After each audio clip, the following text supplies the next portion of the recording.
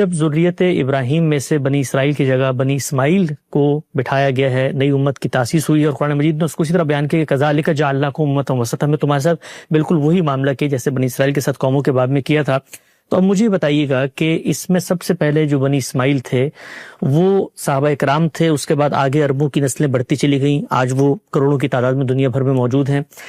اس حکم کے مخاطب وہ تمام کے تمام بنی اسماعیل ہیں، اور حکم کی نوعیت کیا ہے، یعنی وہ وعدہ کیا ہے بنی اسماعیل سے جو اللہ تعالیٰ نے ان کے ذمہ کیا اور انہیں پورا کرنا؟ اس کی تفصیلات میں نے جگہ جگہ اپنی کتابوں میں بیان کی ہیں، ان کو دوہرا لینا چاہیے۔ جی، یعنی اللہ تعالیٰ نے انسانوں کی ہدایت کے لیے جو اہتمام کیا ہے وہ 3 سطحوں پر ہے۔ ایک، انسان کی فطرت میں اپنی ہدایت بدیت کی، اس کی نوعیت الہام فطرت کی ہے، یعنی میری خلقت کے موقع پر میرے اندر بعض حقائق بدیت کر دیے گئے ہیں، ان کو میں لے کر پیدا ہوتا ہوں۔ جس طرح میرے اندر جو قوتیں رکھی گئی ہیں وہ جیسے جیسے میری عمر بڑھتی ہے ظہور پذیر ہوتی ہیں۔ یہ الہامات بھی جس طرح میرا شعور پختہ ہوتا ہے اپنا کام کرنا شروع کر دیتے ہیں۔ ٹھیک، بنیادی طور پر دین کی ہدایت اسی فطرت میں ودیت ہے۔ چنانچہ قرآن مجید پیغمبروں کے ذریعے سے ملنے والی ہدایت کو بھی یہی کہتا ہے کہ یہ در حقیقت اس فطرت کا ظہور ہے، یہ اس کی اجمال کی تفصیل ہے، یہ اس کے تقاضوں کو پورا کر رہی ہے۔ تو پہلی چیز یہ ہے۔ دوسرے یہ کہ انبیاء علیہ السلام کا سلسلہ شروع کیا، اس کا ہم بارہا ذکر کر چکے ہیں کہ قرآن مجید نے یہ بتایا ہے کہ ہم نے آدم سے اس دنیا کی ابتدا کی تھی۔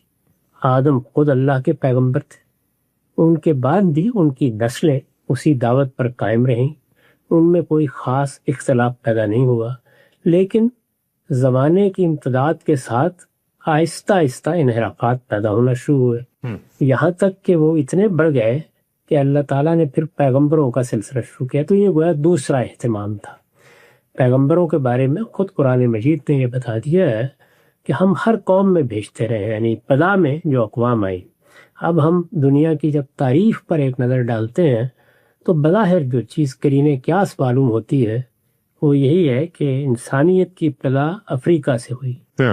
یہ بھی کہ غالباً وہاں سے آدم و حوا کو اٹھا کر عدن میں لایا گیا۔ اسی علاقے کے قریب میں وہ جگہ ہے جہاں اللہ تعالیٰ نے اپنی عبادت کا پہلا گھر بنوایا ہے، جس کو ہم بیت اللہ یا مسجد حرام یا بعض دوسری تعبیرات سے سمجھتے بھی ہیں اور جانتے بھی۔ ٹھیک، یہی علاقہ جو جزیرہ نما عرب کا علاقہ ہے یہ پہلا مرکز بنا ہے۔ اسی سے لوگ جیسے جیسے ان کی ضروریات تقاضا کرتی رہی ہیں پھر اس جگہ آباد ہوئے ہیں جسے ہم دجلہ و فرات کی سرزمین کہتے ہیں۔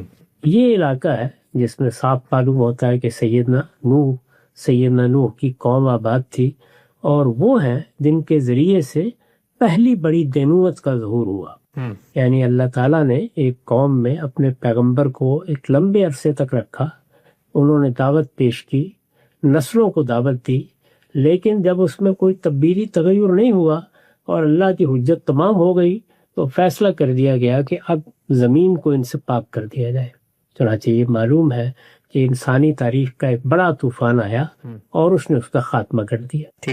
ان کے بعد بھی اللہ تعالیٰ کا طریقہ یہی رہا کہ ان کی اولاد جہاں جہاں پھر آباد ہوتی چلی گئی، ان کی قومیں بنتی چلی گئیں، ان کی نسلیں آگے پیدا ہوتی چلی گئیں، تو اللہ تعالیٰ کہتے ہیں کہ ہر قوم میں، ہر امت میں ہم اپنا رسول بھیج دیتے تھے۔ ان رسولوں میں سے بعض کی داستان قرآن مجید میں بیان ہوئی، ان میں سے بعض کی داستان بائبل میں بڑی تفصیل کے ساتھ بیان ہوئی ہے۔ یہ رسول آتے رہے اور اسی قانون کے مطابق جس کا بھی آپ نے ذکر کیا کہ اللہ کی حجت پوری کی جائے گی، ہر لحاظ سے حق کو واضح کیا جائے گا۔ جب وہ آخری درجے میں واضح ہو جائے گا اور یہ معلوم ہو جائے گا کہ لوگ اس کو قبول نہیں کر رہے، یا چند لوگوں نے قبول کر لیا ہے باقی لوگ انکار پر اصرار کر رہے ہیں، تو پھر اللہ تعالیٰ اپنی جزا و سزا اسی دنیا میں برپا کر دیتے ہیں۔ یہ میری کتاب سے جو اقتباس آپ نے پڑھا ہے وہ بھی اصل میں جزا و سزا کے عنوان، یعنی جزا و سزا کا ایک ظہور تو پوری دنیا کے لیے، پورے عالم کے لیے، پوری انسانیت کے لیے، سب نسلوں کے لیے قیامت میں ہونا ہے، وہ ہم سب مانتے ہیں۔ لیکن اس کا ایک ظہور رسولوں کی اس دینونت کے ذریعے سے بھی ہوتا رہا۔ پھر اللہ تعالیٰ ہی نے بتایا ہے کہ بتدریج ہم نے 2 قوموں کو اٹھا دیا، یعنی ابراہیم کی نسل میں سے۔ اس کے لیے اہتمام بھی حضرت ابراہیمی سے کرایا۔ ٹھیک۔ ان کا علاقہ تو وہی ہے، یعنی دجلہ و فرات کا علاقہ، وہ بابل میں اس کے قریب اور کے شہر میں پیدا ہوئے تھے۔ ان کی اپنی قوم بھی وہیں آباد تھی، اس قوم پر وہیں حجت تمام ہوئی۔ اس کے اتمام حجت کے بعد تو پھر ان سے کہا گیا کہ اب وہ ہجرت کریں، اور ہجرت کر کے اپنی اولاد کو اس علاقے میں آباد کریں۔ یہ فلسطین کا علاقہ، یہ جزیرہ نماء عرب کا علاقہ۔ ان کی نسل میں سے اسماعیل کے لیے جزیرہ نماء عرب کا انتخاب کیا گیا، اور اسحاق کے لیے کنعان کا، جس کو اب ہم فلسطین کہتے ہیں، انتخاب کیا گیا۔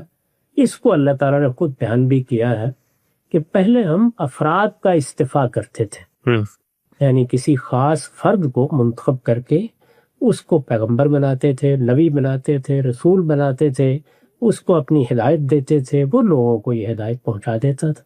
یعنی فطرت کے اہتمام کے بعد یہ دوسرا بڑا اہتمام تھا جو صدیوں تک ہوتا رہا۔ اللہ تعالیٰ فرماتے ہیں کہ پھر ہم نے ابراہیم کے بعد ایک تیسرا اہتمام کیا، اور وہ یہ کہ ابراہیم کی پوری اولاد کا انتخاب کر لیا۔ ابراہیم کو ہم نے آنے والی نسلوں کے لیے اپنی دعوت کا امام اور پیشوا بنایا۔ اس کو قرآن نے باقاعدہ بیان کیا ہے کہ ہم نے ابراہیم کو بعض امتحانوں سے گزارا، ان امتحانوں میں وہ پورے اترے۔